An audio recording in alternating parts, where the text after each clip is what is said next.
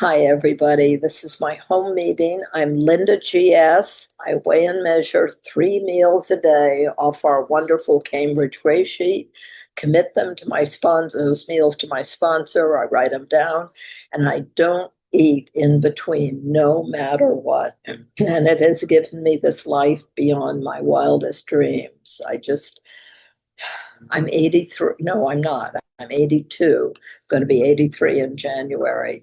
And I'm healthy and I can walk. And, Gray Sheet is amazing. Um, but things happen. Um, I spoke recently, and all of a sudden, it all sort of came into sharp focus for me because I think I was really ashamed that I didn't hold up the gray sheet flag for 24 and a half years. I couldn't imagine not weighing and measuring. But for some reason, age, just spacing out, I don't know. On November 18th, 2023, we went out to dinner here with another couple. Nobody I cared. I look back very carefully. Was this someone I was people pleasing? No, none of that. For some reason, I left my scale, my food bag back at the apartment. That wasn't really a problem because in our car, we'd driven down there. I had a backup scale. So I had everything I needed to weigh and measure, and I didn't. In fact, it never came into my head after all this time of how do I make this work? It never even came into my head that something was wrong. And I thought, I just went, oh, I know what the protein usually looks like, what the salad, what the cooked vegetable, what the fruit. And I never took out my scale or went 5 minutes to the car to get the scale. And I'm thinking, what kind of a gray sheeter am I? What kind of a person? Well, it was someone in all those years. I got something that was not part of who I am as a person, before. I got integrity and I got honesty because I was not an honest person. In fact, the thing from the big book that I hated the most, my 13 years in OA, was there are some unfortunates who cannot be honest with themselves. And I thought, oh, that's me. But why I couldn't get abstinent, and I had all the day ones in OA, was I was putting things into my body that I'm constitutionally allergic to. I can't have that vegetable that's real starchy, real carby. I can't have that particular fruit. I can't have them because it makes me crave more. When I was in the other fellowship, there were two of them, How and OA. I went and had a healthy grain every morning for breakfast. It was on the food plan.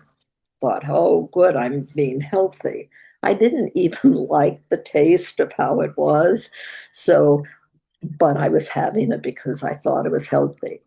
I found out I'm pre-diabetic back then, um, that it was setting me up for cravings. No wonder I couldn't stay away from the sweet desserts, the things, munch on things, eat more than, go and eat all the wrong foods. I couldn't do it because I I was like a still. And that's why I'm also in AA, with the things I was putting into my body were the very same things that make alcohol: the yeast, the grains, the sugars. And So therefore, I was constantly in a state of wanting to eat compulsively. So anyway, I came here. I found out what what my body was like, and I've loved being abstinent all these years. So what happened? I made a mistake, and I realized recently I am not a mistake just because I made a mistake. And some people did say to me, "Oh, I wouldn't have sent you back to day one." But when I say my mantra, I say I weigh and measure 3 meals a day off the gray sheet. That night I didn't do it. Can I go back in my mind and figure out why? No. But some things in life I can't explain, and this is one of them. But what can I do when I make a mistake? And if I'd thought of it at the time, I would have called my sponsor, but I didn't think of it until the next morning. And um, what can I do? I can keep going. Never have had anything off the gray sheet. I'm grateful I did when I first came in. I took my will back, but that was different. It was what I ate 9 months after starting. But after that, I knew that this was salvation for me. I needed the gray sheet more than anything I'd ever needed in my life. And it's been wonderful for me. So, what I'm proud of is that I didn't, the shame, the embarrassment no longer would pull me out of the rooms and say, "Oh, if you made a mistake, therefore you don't belong here." I do belong. And I'm a compulsive overeater. That's why I love the word qualification. What qualifies me to be in this room? And what does is all the diets I went on, all the weight I gained, all the self-loathing, the looking at myself in a mirror or in a glass door and waddling down the hall. I didn't think, and I was about 54 then, I think. Um, I didn't think there was any chance of getting abstinent because I hadn't seen it in the other rooms. I came into the gray sheet rooms, and for the first time, I saw what abstinence looks like. You look around this room, you can see oh, my husband, I mean, the radiant faces, um, the enjoying life, the caring about other people. That was one of the first things that hit me when I went to a gray sheet meeting was, and pardon me, anyone who's been in another fellowship and had a different experience, this is only my experience. But the people would say, they'd come to see you in a meeting. "Hi, how you doing? Good to see you." No answer. Turn. "Hey, how you doing? Good to see you." There was, I watched two people who were still in the rooms. What is it? Oh, I can't do the math. 26 years later. Um, they were talking like, "You mentioned this last week in the meeting." This was at a face-to-face meeting. "Whatever happened? How did it?" I saw a fellowship. I saw people caring about each other. I craved caring in my life. You know, I was an only child, grew up actually loving parents, but they were older. They didn't, no one ever talked about feelings. So no one ever asked how I was feeling about comments from school or, you know, um, how I felt about anything. It was just you had a stiff upper lip and you handled things. That didn't do me too well. Um, I I've made friends all along. I've kept friends, but I didn't feel like a part of anything. 10 minutes. Oh, thank you, Kathy.